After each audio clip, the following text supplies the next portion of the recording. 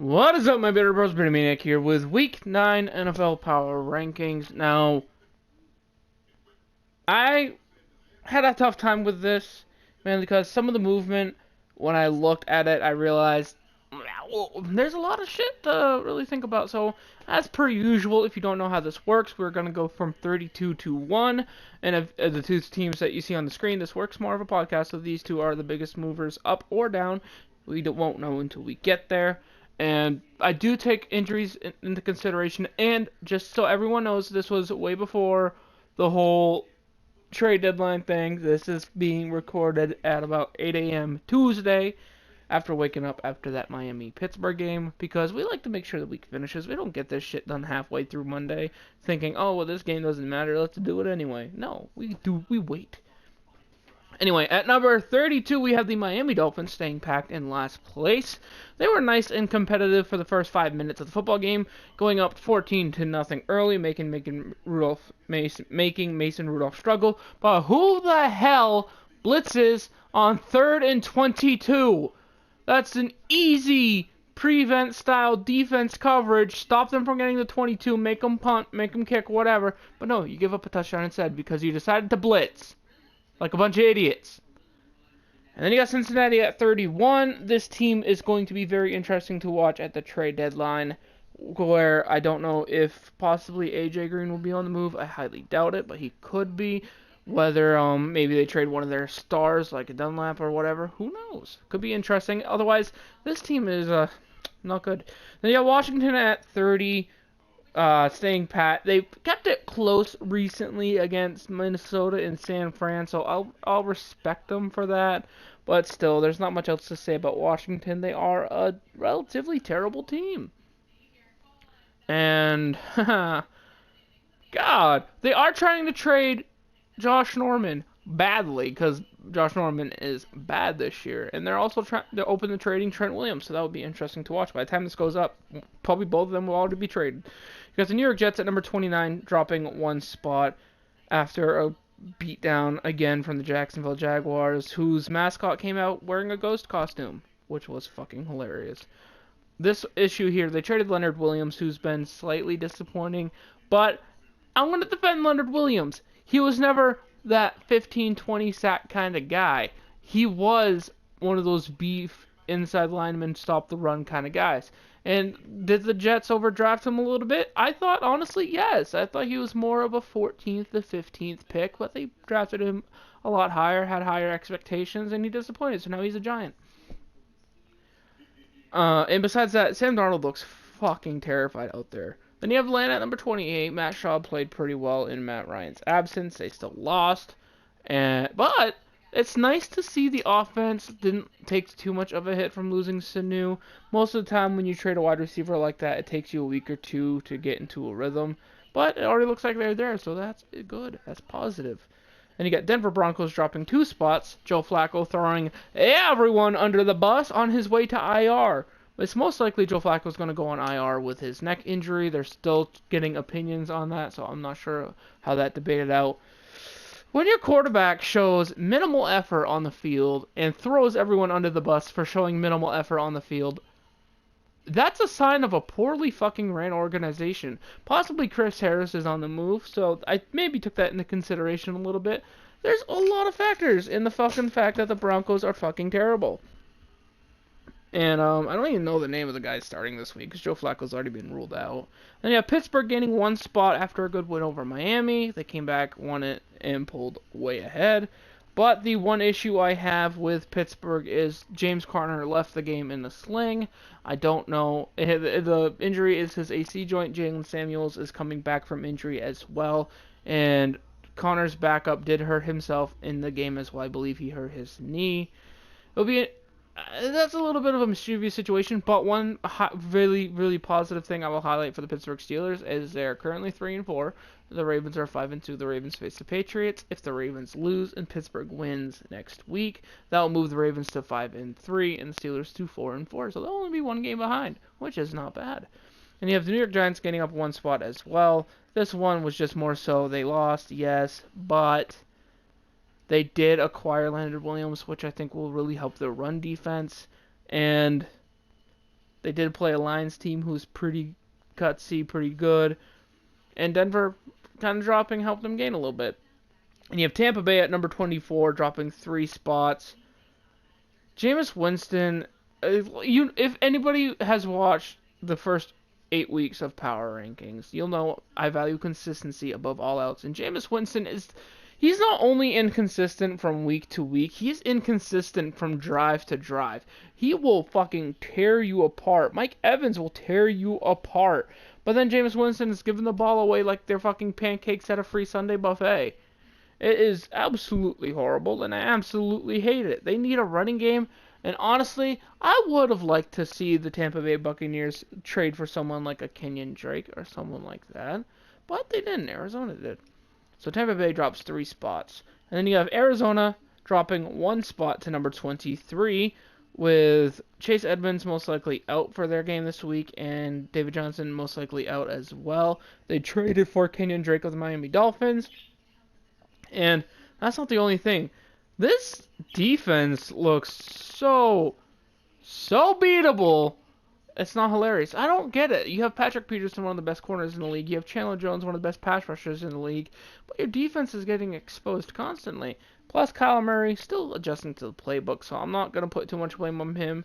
Although, if Arizona does want a chance to make the playoffs when they are currently 3-4-1, they're going to have to step on the gas, like, immediately. And then you have Jacksonville at number 22 with a good win over the Jets. They gained 1 spot. Not much else to say. Minshew had a bounce-back game, which was pretty decent. It was nice to see Shark get involved a little bit more. Fournette had a good game. That defense stepped up, but still, tougher competition is on the way, so we'll get a better judge of talent from that. And at number 21, you have the Los Angeles Chargers gaining 3 spots. Yes, I'm aware they fired Ken Wisenhunt. Yes, I'm aware they also could possibly trade Melvin Gordon. Yes, I'm aware they could trade other players as well. But one thing I like about this Chargers team is they did beat a tough Chicago Bears defense, which is good. They stepped up. And Phillip Rivers, if he can stop making mistakes, he keeps making mistakes and it keeps costing him games. Hunter Henry is looking good as well. It's just, maybe Ken Wisenhunt getting fired was what they needed. 17th ranked offense behind him. If they can get a better play caller behind that, sometimes that sparks an offense. So call me optimistic. And then you have number 20, the Cleveland Browns dropping 1 spot after a tough loss to New England. 2 reasons why I dropped them is turnovers. Bradley Chubb having them in prime position to score and then just getting it knocked right out of his hands was so heartbreaking. Even as a Patriots fan watching that, I'm like, oh no, no, no. And then Baker Mayfield literally just tossing it right into the arms of Lawrence Guy. How do you not see him? Were you not looking at his face? It was like 2 feet away from you, and you just tossed it right into his arms like a newborn baby, just handing it off. That was awful. This defense is solid. Myles Garrett had a good game. That secondary had a decent game as well. But when your offense puts you in bad positions like that, you can only hold up for so long. So I'm putting Cleveland at number 20. And honestly, if Cleveland had any other head coach, even Rex Ryan as head coach, they'd probably be top 15. And then you have Tennessee at number 19, getting 1 spot. I'm being cautiously optimistic about this Tennessee Titans defense or Tennessee Titans team. They have been wildly inconsistent, but they have looked a lot better under Tannehill and are gaining consistency. So they're on their move up if they can keep it going. They have an interesting schedule heading forth. We've got some weak teams, some tough teams. So it'll be interesting to see what we get from that. Then you have the Oakland Raiders at number 18. They did lose a tough game to the Houston Texans, but I don't think that's necessarily warrants a drop in the power rankings. They did play well for most of the game. Waller, I love Waller, man. He's such a good story. And Derek Carr is playing better than I thought he would, to be honest. That defense is an issue, but could that defense possibly trade for someone like a Vic Beasley or a Darius Slay? I think if Oakland traded for Darius Slay, that would be fucking huge, bruh. That would be huge for that division. It could make them as a potential upset for that division. It would be awesome. And you had Carolina dropping 3 spots. Kyle Allen looked like absolute shit. They got absolutely blown out. by the undefeated San Francisco 49ers. I'll preface that before saying that. San Francisco is an amazing team this year. But the one issue I have with Carolina is not only did they lose, but Christian McCaffrey had an amazing game, and they got still blown out. Yeah, their offense couldn't do anything, but their defense put them in no position to win. You gave up 51 points. I don't care if it's just like a 1 week thing. That's going to get you knocked the fuck down out of the top half of the league. So, Carolina 4-3 can bounce back. Will they bounce back? I think they will bounce back, personally, because I think Kyle Allen's a good quarterback. I think he had a bad game against a good defense, which a lot of people do. So, it's not the end-all, be-all, but that defense, I'm looking for maybe the Carolina Panthers to make a move to bolster that defense. Who knows? It'll be interesting to see what they do with Cam Newton as well. And they got Detroit at number 16. Will Darius Slay still be on the team? Will they trade for a running back? Who knows what with Detroit, but they won a good game. That's all that matters. Matthew Stafford had a decent game. Did make some bad throws, but still, that's typical Matt Stafford. He puts it up, whether it's good or bad. Detroit is in position to possibly take the NFC North from the Packers, but it's going to take a couple of upsets at least for that to happen. But they could grab a wild card, which is, decent. But you got Philadelphia gaining 2 spots after beating with the Buffalo Bills, and I will explain the situation currently in a second. Philadelphia gains 2 spots, but without Deshaun Jackson, he is coming back pretty soon from what I hear. I like Ertz and I don't know how to pronounce his name. I'm sorry, the other tight end, Goddard. Yeah, I think it's Goddard. It's one of the better 1-2 punches from the tight end position in the league. I will be honest in saying that. One thing that concerns me with the Eagles is their run game looks wildly inconsistent. That offensive line does not look good.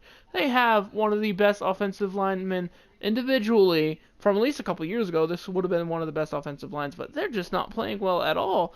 That defense picked it up against the Bills, which is good, but the Bills' offense isn't known to be super explosive. But Jenkins still played well. Could they make a move for like a Darius Slay or someone else like that? Possibly. Be interesting to see. But still. And Buffalo is at number 14. Yes, Buffalo is ranked ahead of the Philadelphia Eagles. Buffalo did drop 4 spots though, so they are on the down and down.